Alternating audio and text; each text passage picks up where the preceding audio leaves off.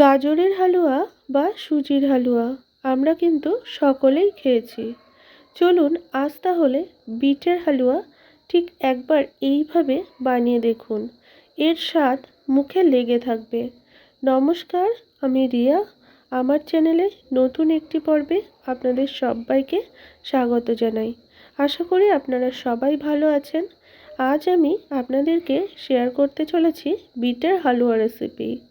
চলুন তাহলে শুরু করা যাক আজকের রেসিপি। আশা করছি আজকের রেসিপি আপনাদের ভীষণ ভালো লাগবে।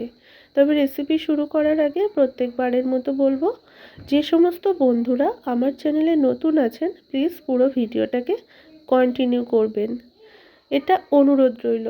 আর প্রথমেই আমি বিটগুলোকে গ্রেট করে নিয়েছি। এখানে দুটো ছোট এবং একটা একটু বড় মাপের বিটের উপর থেকে খোসাটা ছাড়িয়ে এইভাবে গ্রেট করে নিয়েছি।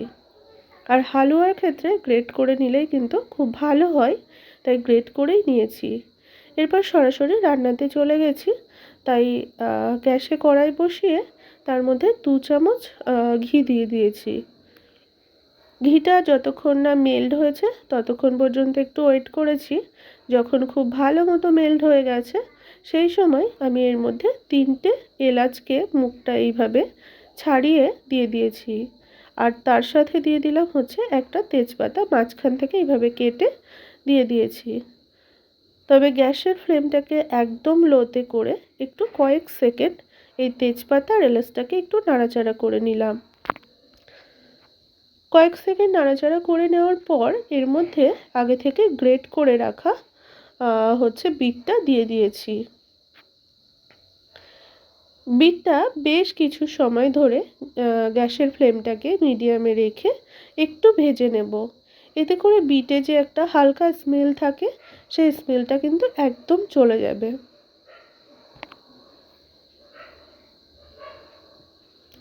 বিটটা অনেকটাই সফট হয়ে এসেছে, দেখতেই পাচ্ছেন। তো আমি বেশ কিছু সময় ধরে 3 থেকে 4 মিনিট এইভাবে নেড়ে চেড়ে বিটটাকে একটু ভেজে নিয়েছি। 3 থেকে 4 মিনিট পর এর মধ্যে half cup liquid milk add করে দিলাম।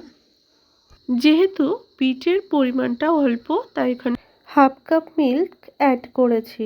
সুন্দরভাবে মিশিয়ে নিচ্ছি। এই মিল্কটা অ্যাড করার কারণে এই হালুয়াটা খেতেও যেমন টেস্ট হয়, তার সাথে সাথে বিটটাও খুব তাড়াতাড়ি কিন্তু সিদ্ধ হয়ে যাবে। খুব সুন্দরভাবে 1 থেকে 2 মিনিট রান্নাটা করে নেব। এরপর 1 থেকে 2 মিনিট পর দেখুন আমি কয়েকটা গোটা কিশমিশ দিয়ে দিলাম। এটা আপনারা চাইলে একটু কেটেও দিতে পারেন, কিন্তু আমি আস্তই দিয়ে দিয়েছি। খুব সুন্দরভাবে মিশিয়ে নিলাম। এই পর্যায়ে অ্যাড করে দিলাম হচ্ছে হাফ কাপ চিনি। বিটটা যেহেতু একটু মিষ্টি মিষ্টি হয় তাই চিনির পরিমাণটা সেই বুঝেই দিয়েছি। আপনারা চাইলে বাড়িয়ে বা আরেকটু কমিয়েও দিতে পারেন, মানে আপনারা ঠিক যে পরিমাণ মিষ্টিটা পছন্দ করেন সেই অনুযায়ী দেবেন। খুব সুন্দরভাবে মিশিয়ে নিয়েছি। তবে চিনি দেওয়ার কারণে সঙ্গে সঙ্গে অনেকটাই জল বেরিয়ে এসছে।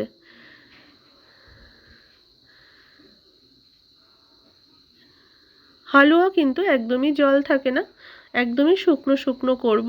দেখুন অনেকটাই জল কমে এসছে, যে জলটা বেরিয়েছিল অনেকটাই কমে এসেছে। তবে আমি গ্যাসের ফ্লেমটাকে একদম মিডিয়ামে করে রান্নাটা বেশ কিছুটা সময় ধরে করে নেব, যতক্ষণ না একদম শুকনো শুকনো হয়ে আসছে। একদম শুকনো হয়ে এসেছে দেখুন। অল্প আছে বেশ কিছুক্ষণ রান্না করে নিয়েছি। একদম এইরকম শুকনো হয়ে এসেছে। আর যখন এইরকম শুকনো হয়ে আসবে ঠিক সেই সময় নামানোর একটু আগে 1 চামচ ঘি এর মধ্যে অ্যাড করব। এতে করে ফ্লেভারটা যেমন সুন্দর হয় তেমন খেতেও দারুণ টেস্টি হয়। একদমই কিন্তু তৈরি হয়ে গেছে, দেখুন কড়াই থেকে উঠে উঠে আসছে। একদমই তৈরি হয়ে গেছে আমাদের আজকের রেসিপি, বিটের হালুয়া রেসিপি। আর আমি সামান্য একটু ডেকোরেট করে দিচ্ছি যাতে দেখতে একটু সুন্দর লাগে, সেই জন্য। আর আজকের রেসিপি পরিবেশনের জন্য একদম রেডি। এটা আপনারা সন্ধ্যার টিফিনেও বানিয়ে নিতে পারেন। আজকের রেসিপি আপনাদের কেমন লাগলো অবশ্যই জানাবেন। ভালো লাগলে লাইক কমেন্ট শেয়ার, এবং আমার চ্যানেলে নতুন বন্ধু হয়ে থাকলে চ্যানেলটিকে সাবস্ক্রাইব করার অনুরোধ রইল। সবাই ভালো থাকবেন। ধন্যবাদ।